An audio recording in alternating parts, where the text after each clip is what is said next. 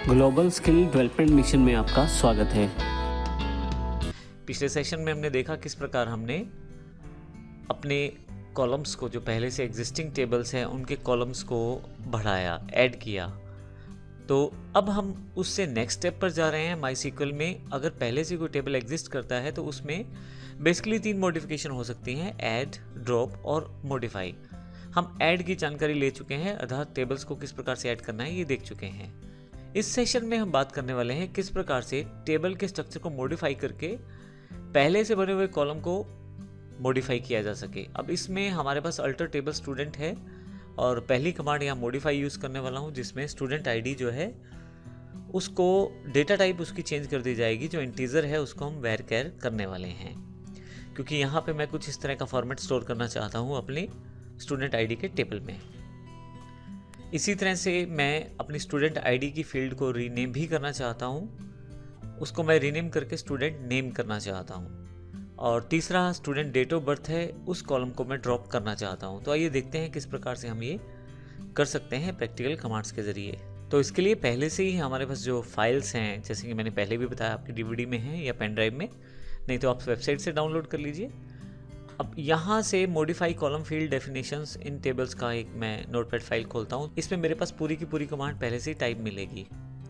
मैं यहाँ से इस कमांड को सिलेक्ट कर लेता हूँ और कॉपी कर लेता हूँ और अपने एसक्यूएल क्वेरी बॉक्स में जाता हूँ और यहाँ पे जाकर इसे पेस्ट कर देता हूँ। इसके लिए मैं कंट्रोल V का यूज़ कर लेता हूँ। मेरे पास कमांड यहाँ अवेलेबल हो जाएगी। इसमें आप देखें कि सिलेक्ट स्टार फ्रॉम स्टूडेंट है। सबसे पहले स्टूडेंट का बेसिक स्ट्रक्चर दिखाया जाएगा। उसके पश्चात मैंने टेबल को अल्टर किया है। टेबल का नाम स्टूडेंट है, तो यानी कि स्टूडेंट के टेबल को मैंने चेंज किया है। क्या चेंज किया है? मॉडिफाई कमांड के साथ मैंने स्टूडेंट आईडी का डेटा टाइप चेंज कर दिया है। तो पहले जो डेटा टाइप इंटीजर था उसको मैंने चेंज करके वैरचर कर दिया है। और साथ ही यहाँ पे फाइनली फिर सिलेक्ट स्टार फ्रॉम स्टूडेंट से मैंने दिखाया है कि एग्जैक्टली चेंजेस हुए हैं तो क्या हुए हैं। गो कर देता हूँ इसको मैं यहाँ से भी। तो अभी आप देखें कि पहले आईडी 1 2 3 था और अभी आईडी तो 1 2 3 है, क्योंकि डेटा टाइप चेंज हुआ है तो यहाँ से रिफ्लेक्ट नहीं होगा। अगर मैं इसका स्ट्रक्चर दिखाऊँ आपको तो आप देखेंगे यहाँ पे अब वैरचर आ गया है, जबकि पहले यहाँ इंटीजर था। तो इस तरह से मॉडिफाई कर सकते हैं डेटा टाइप सेगमेंट को मॉडिफाई कमांड के साथ। अब मैं यहाँ से वापस आ जाता हूँ फिर से अपने एसक्यूएल बॉक्स पे, और अगली कमांड जो मेरे पास है वो रीनेम करने से संबंधित है। मैं यहाँ पे फिर से अपने एसक्यूएल क्वेरी बॉक्स में आके कंट्रोल V कर देता हूँ। अब ये यूज़ कॉलेज आपको तब बार बार करना है अगर आप कॉलेज डेटाबेस से बाहर हैं। तो अभी तो मैं कॉलेज डेटाबेस में हूँ तो कुछ भी नहीं चेंज करना है इसमें मुझे। हटा देता हूँ इसे मैं। ये सिलेक्ट स्टार फ्रॉम स्टूडेंट मैंने इसलिए लगाया है ताकि रिजल्ट क्वेरी से पहले और फिर क्वेरी के बाद का दिखाया जा सके। फाइनली क्वेरी हमारे पास ये है: अल्टर टेबल स्टूडेंट। स्टूडेंट के टेबल को मुझे चेंज करना है। Change column student ID to student roll number varchar 20। अब मैं यहाँ से जो कॉलम है जिसका नाम स्टूडेंट आईडी है उसको चेंज करना चाहता हूँ, उसको बदल के रखना चाहता हूँ स्टूडेंट रोल नंबर। और डेटा टाइप भी मैंने रीडिफाइन कर दी है। मैं गो कर देता हूँ यहाँ से। जैसे ही गो करेंगे आपके पास देखिए क्वेरी चलने से पहले, यानी कि आपके पास सिलेक्ट स्टार फ्रॉम स्टूडेंट, पहली क्वेरी ये शो करती है कि आपके पास स्टूडेंट आईडी 1 2 3 है और ये स्टूडेंट आईडी के नाम से फील्ड बना हुआ है। लेकिन जैसी क्वेरी कंप्लीट हो जाती है तो नीचे आएंगे तो यहाँ स्टूडेंट रोल नंबर दिखाई देगा। अब अगर आप टेबल का स्ट्रक्चर देखेंगे तो स्टूडेंट आईडी नहीं दिखाई देगा, अब स्टूडेंट का रोल नंबर दिखाई देगा जो मैंने यहाँ पे फीड किया है। और डेटा पे कोई भी फर्क नहीं पड़ा है, मैंने केवल कॉलम के नाम को ही रीनेम किया है।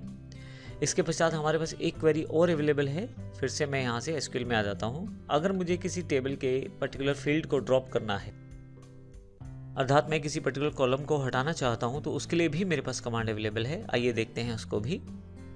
इसके लिए मैंने फिर से एक फाइल जो मेरे पास पहले से अवेलेबल है उसमें से अपना ये कमांड को कॉपी कर लिया है।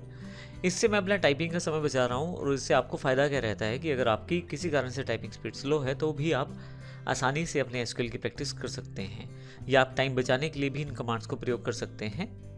आइए देखते हैं इस कमांड को रन करके। मेरे पास यहाँ पे एक कॉलम है स्टूडेंट रिजल्ट के नाम से। मैं अब इसे नहीं चाहता। मान लीजिए मुझे इसे हटाना है, इस कॉलम को मुझे डिलीट करना है, तो उसके लिए मैं फिर से एसक्यूएल क्वेरी बॉक्स पे आऊँगा और इस कमांड को यहाँ पे आऊँगा और मैं कंट्रोल V से पेस्ट कर दूंगा। कमांड जो हमारे पास अवेलेबल है, अल्टर टेबल स्टूडेंट, यानी कि स्टूडेंट का स्ट्रक्चर मॉडिफाई करना है। ड्रॉप कॉलम स्टूडेंट रिजल्ट, मैं एक पर्टिकुलर कॉलम को ड्रॉप करना चाहता हूं, तो इसलिए मैंने ड्रॉप कॉलम कमांड का प्रयोग किया है, और स्टूडेंट रिजल्ट को ड्रॉप करना है तो पर्टिकुलरली उसका नाम मैंने मेंशन कर दिया है।